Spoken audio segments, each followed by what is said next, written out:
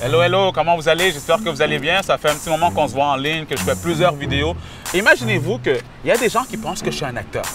Je ne suis pas un acteur, je suis entrepreneur. C'est une passion que j'ai. C'est la raison pour laquelle aujourd'hui, je voulais faire un petit spécial. Je vais vous faire vivre un peu le parcours d'être un entrepreneur. C'est quoi la journée d'un entrepreneur? Alors, pendant une journée au complète, vous allez rentrer dans ma peau. On va visiter mes différents centres de formation. Je crois que vous allez beaucoup apprécier. Vous allez rencontrer des étudiants, mes formateurs, mon style de vie. Donc, simplement, suivez-moi, soyez alerte. Puis bien sûr, ça me fait plaisir de vous partager cela. Donc, on y va dès maintenant. Dès que je rentre dans mon auto, il faut que j'écoute des audios. Ma maison, c'est ici, c'est ma voiture. Je passe beaucoup de temps dans ma voiture, je me déplace énormément. Donc, c'est important pour moi de remplir mes pensées de bonnes informations. Puis, la société nous pousse non pas à consommer, mais la société nous pousse à surconsommer. Tout le monde te pousse à dépenser. La télévision te pousse à dépenser, tes amis te poussent à dépenser. Si tu as des enfants, tes enfants te poussent à dépenser. Donc, à quel endroit tu vas apprendre à bien gérer tes finances? J'aime parler d'argent. C'est un sujet qui me passionne. On ne va pas se le cacher, on habite sur une planète économique. Quand tu te lances en business, tu bâtis une entreprise, c'est pour l'expansion, c'est pour la domination, c'est pour... Tu veux être le leader. Lorsque j'utilise le terme domination, il y en a qui n'aiment pas ça. Je vais vous dire de quoi. Et ça, c'est ce que je dis à tous mes étudiants. Le but, ce n'est pas de compétitionner. Non. L'objectif, c'est de dominer ton marché, d'être numéro 1. Je ne te demande pas de me croire. D'ailleurs, si tu ne me crois pas, ferme la vidéo, OK?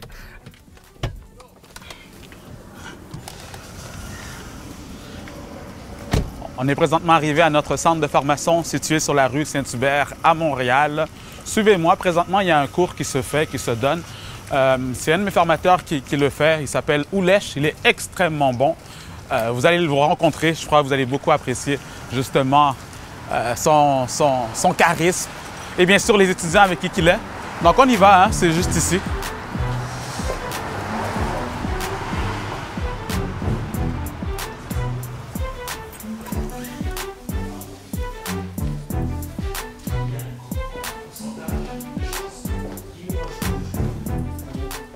Hello, hello!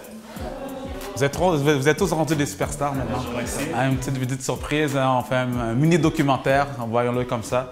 Et aujourd'hui, c'est un cours sur la vente.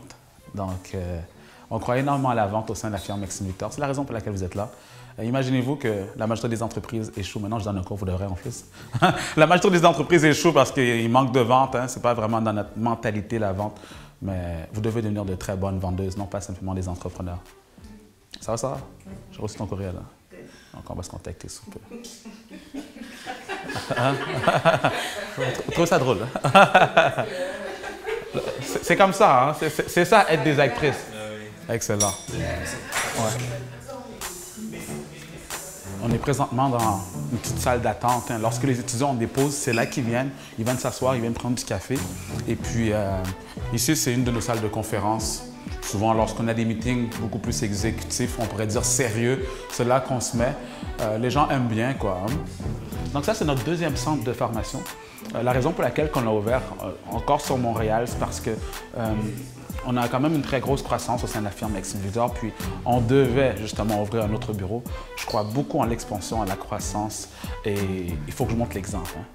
Alors, on y va.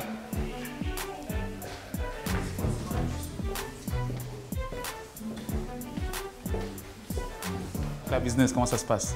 Ben écoute, ça se passe super bien. On s'était quitté au début de l'été, Ouais. après la formation, puis j'ai appliqué plein de conseils.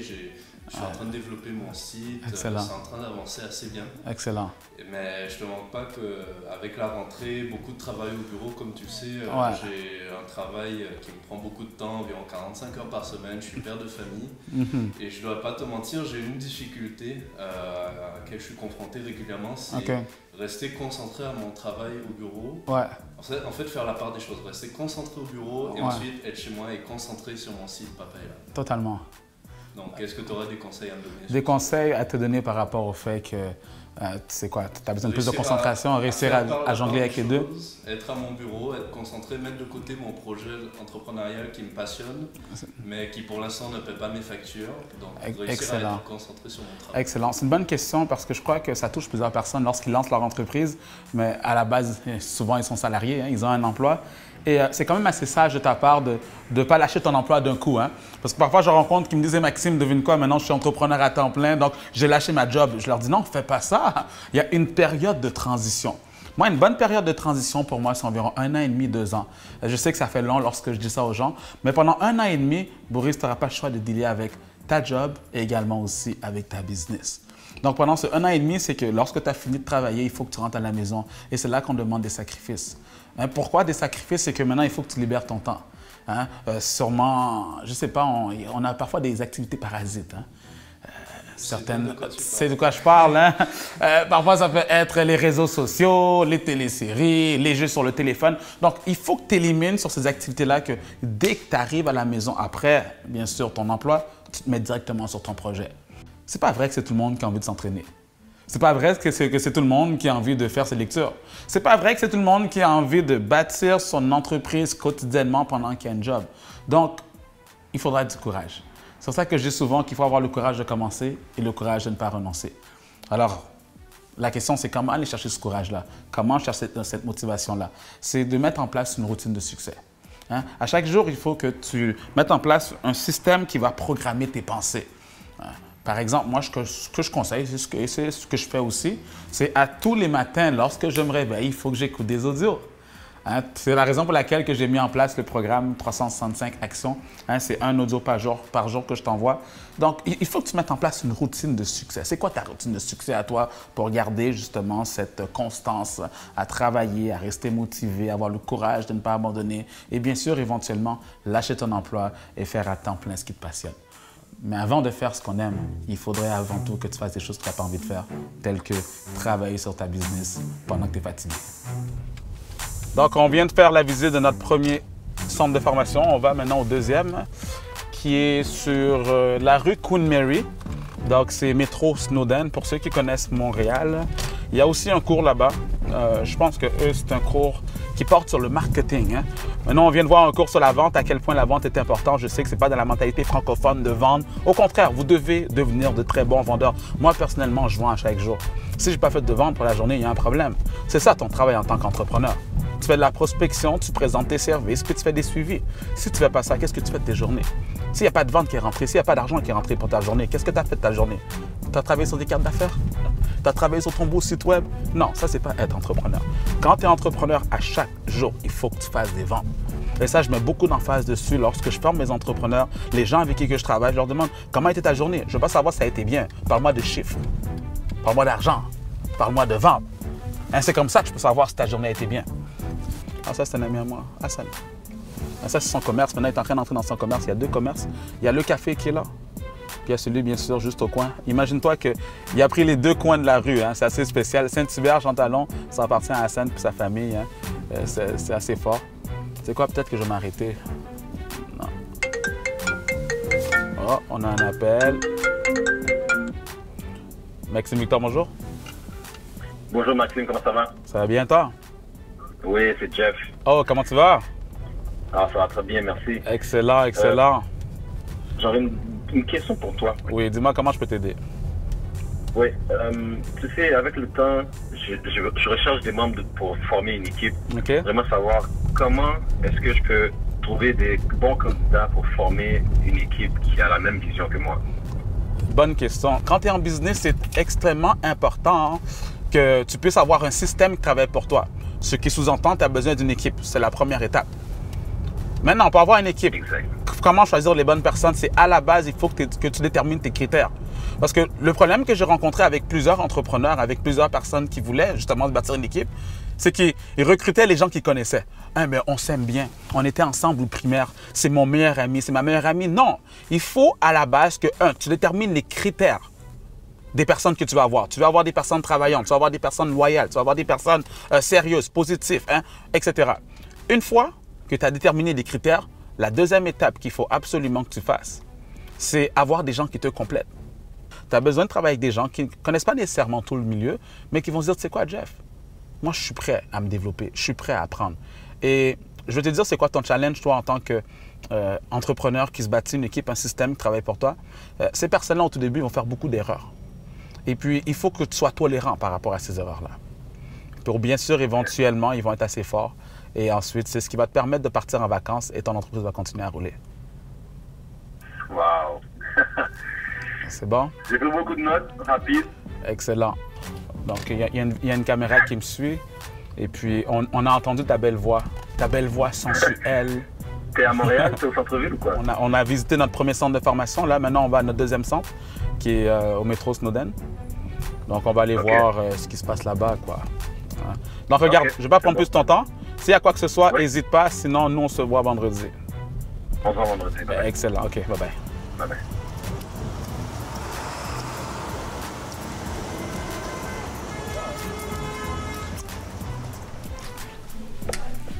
On est présentement à notre autre centre de formation situé sur la rue Queen Mary à Montréal. On va faire un petit tour. Je vais vous faire visiter un peu la place. Hein. Ça, c'est une de nos salles de formation. En passant, il y en a beaucoup qui nous posent la question, c'est à quel endroit qu'on a fait la vidéo? Est-ce qu'on voit genre des buildings, c'est en noir et blanc? Je vais vous montrer c'est où, c'était juste là. Voilà, hein, ça c'est l'effet. Présentement, il y a un cours hein, qui se fait. Puis on va déranger un tout petit peu le cours simplement pour dire un petit bonjour. Hein, ça va être une petite surprise. On verra comment ils vont réagir. Voilà. Toc, toc, toc. Bonjour, j'espère que vous allez bien. Excellent. Vous avez été averti? Oui. Ah, OK, parfait. Donc, on fait un mini documentaire. Hein. Ah, vous êtes toutes beaux et belles. Tout le temps, Maïka, oui. Elle me regarde avec des yeux. Donc, ça, c'est Mélissa, puis avec son beau groupe. Hein. Aujourd'hui, c'est un cours sur gestion et administration, tout le côté paperasse, etc. Donc, on ne va pas plus vous déranger. Hein, vous êtes bien, vous. Hein. J'aime ça. Hein. Vous êtes arrangés pour l'événement. Donc, on va vous laisser. Hein. Je ne voulais pas trop déranger. De toute façon, il reste combien de temps? 10 minutes? C'est parfait. Donc là, maintenant, ce que je fais, je dis au revoir hein, aux entrepreneurs. Donc, s'ils ont des questions, je suis là. C'est souvent comme ça à la fin de chaque cours. C'est pas moi, bien sûr, qui donne le cours, mais lorsque je donne mes cours, à la fin de chaque cours, je m'arrange quand même pour ceux qui ont des questions, que je puisse, bien sûr, prendre le temps de leur répondre.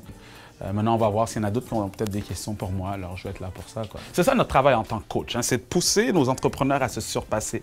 Et parfois, il y en a qui passent à travers des obstacles, des situations, des difficultés. Que la pire chose pour un entrepreneur, c'est de rester isolé.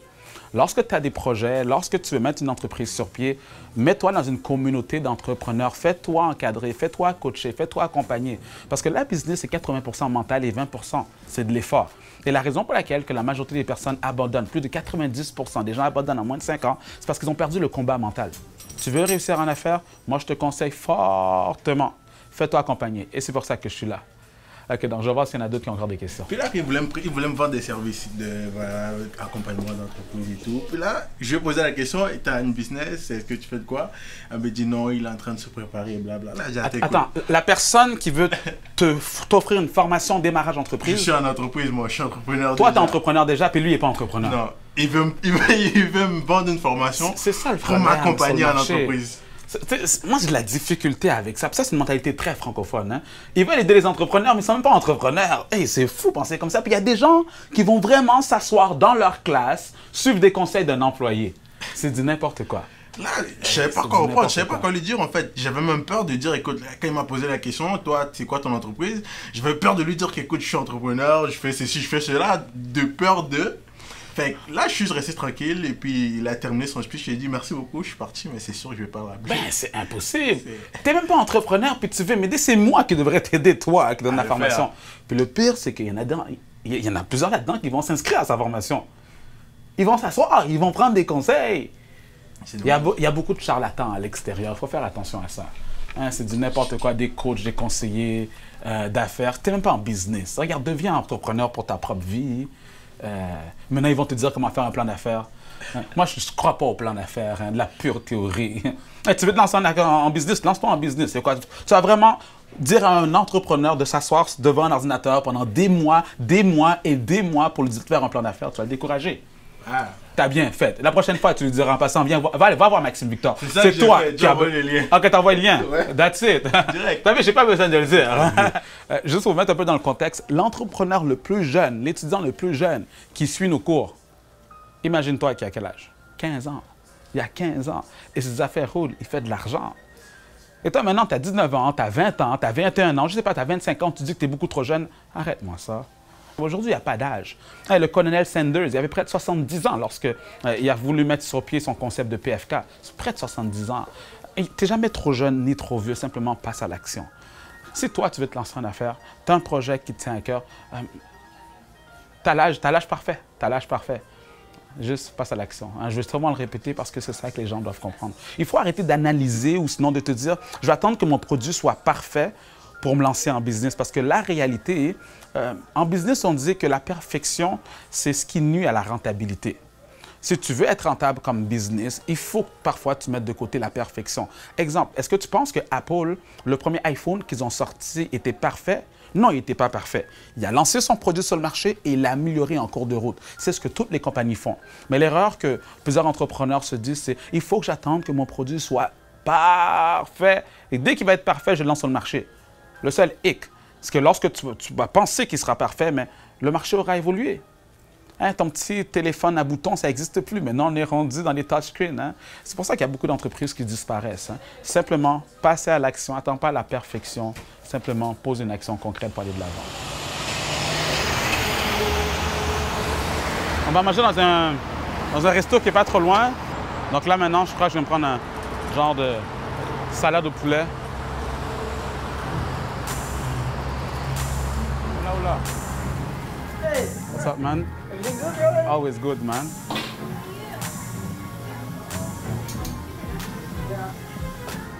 That's a little bit of it, okay? Same thing. For you? Same. Chicken salad, please. Chicken salad, like Yes. the usual have chicken for salad? Exactly. Okay, that's a little bit of weight, okay? OK.